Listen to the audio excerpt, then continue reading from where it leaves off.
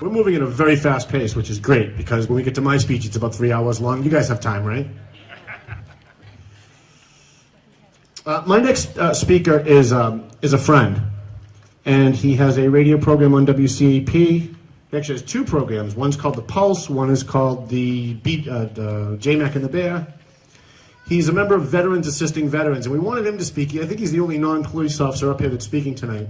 I wanted him to speak because Veterans Assisting Veterans doesn't just help veterans. Like, you would think the name is Veterans Assisting Veterans, that's what they do, right? And they do. But they also do some other stuff. And some of that other stuff is, like what J.T. Torres did last week, serving free lunch to police officers. What some of that other stuff is backing up cops. We have some veterans here. My biker veteran guys are here. Thanks for coming. Just in case any nutcases step into the crowd, they're here to have your back. I wanted John to speak because John has a very unique perspective, and John gets it. So please put your hands together for my good friend John MacDonald.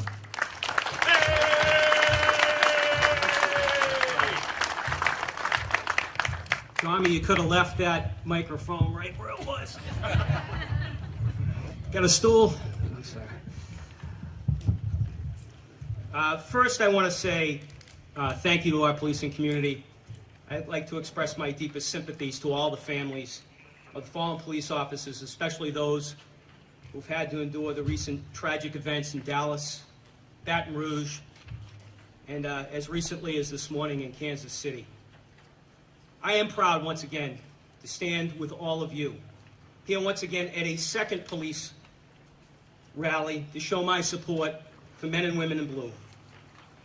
I'm proud to stand with police officers and police departments throughout Massachusetts and all over the United States of America.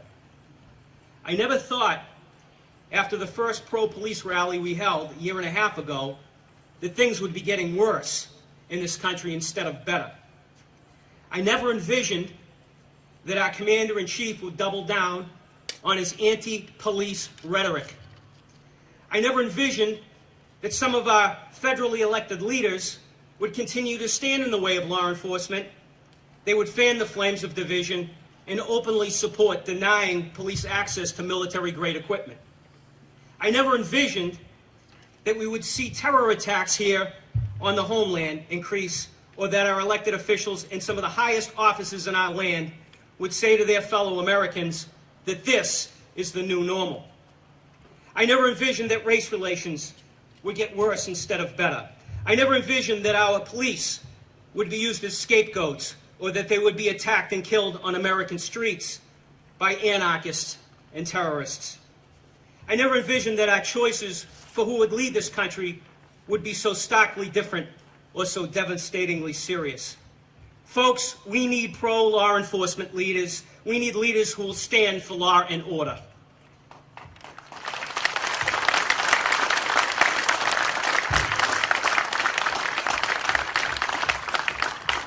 It's time for all of us here to not only stand with our police, but to stand together as patriots. No longer can we afford to have Americans quietly sitting on the sidelines, hoping that things will get better, or hoping that someone else will stand up and speak for them. Like the ride of Paul Revere, I'm calling my fellow citizens to action. It's time for the silent majority that believes in the rule of law to speak out, and speak out loudly. It's time for those who believe that the police officer is the invaluable thread that keeps our American fabric sewn together. It's time for you to speak out. It's time for those who believe that the American police officer is the lining in the blanket of freedom that allows our daughters and sons to sleep warm and safe at night. It's time for your voices to be heard, and heard loudly. It's time for the American citizens to stand side by side with the American police officer, the police that protect us from those who would do us harm while risking their own lives. It's time for you and I to be heard. It's time to start now.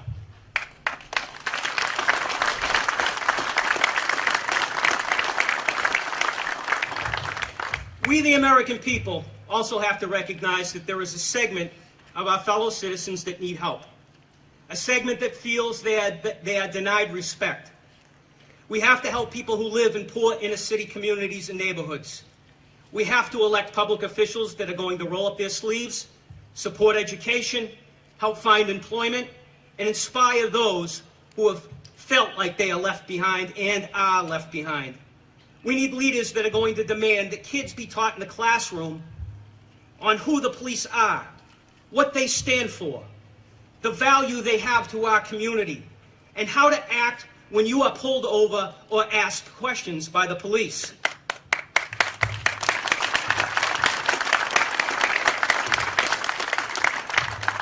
We have to help those adults that feel the police are against them and feel that the rest of us are against them.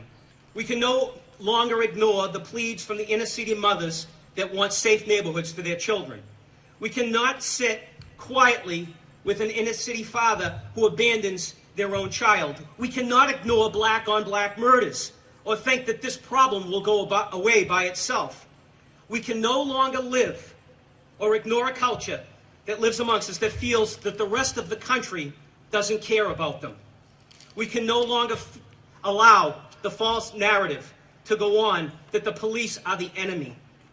The inner-city communities have to know that the police have been protecting them, are still protecting them, and will continue to protect them.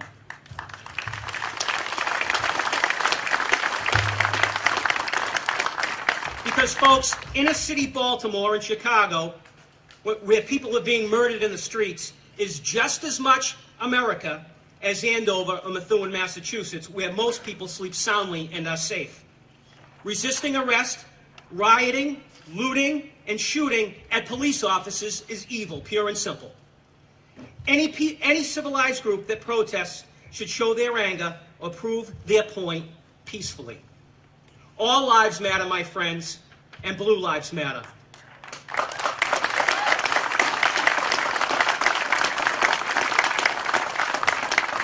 Blue lives matter because the police officers are the ones who move towards harm's way while the rest of us have the luxury of running away. Blue lives matter because they willingly enforce the law and help protect all of our lives. They protect black lives, white lives, and again, all lives. It's in these times of terror, it's the blue lives that are our first line of defense here on the American streets. As radical Islamic terrorists plan their next attacks, they must know that we stand against them and that we stand with our police officers.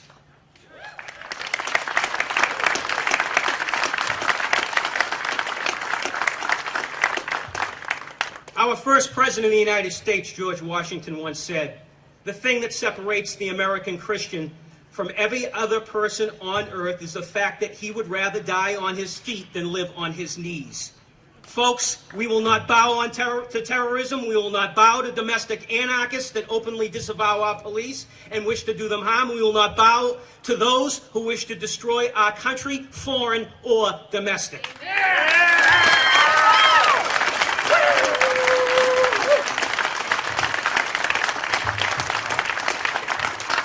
Folks, it's time for strength. This isn't the time to ignore those who would put political correctness over the safety of our men and women in blue.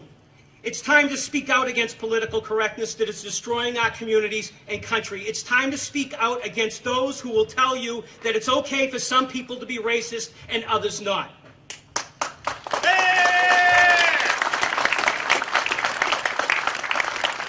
And by the way, Mr. Governor, who I support, by the way, light the Zachem Bridge blue, will you please?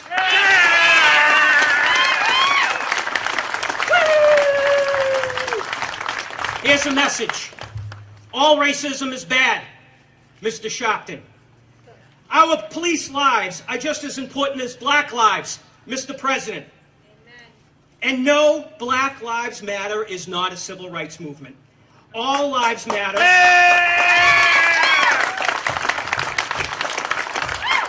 All lives matter.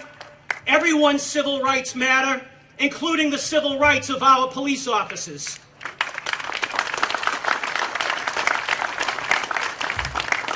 So finally, I will leave you with a quote from a person I have always admired, and that is Dr. Martin Luther King, Jr. Dr. King once said, "Darkness cannot drive out darkness, Only light can do that. Hate cannot drive out hate. Only love can do that. God bless you all. God bless our police officers, and God bless the United States of America.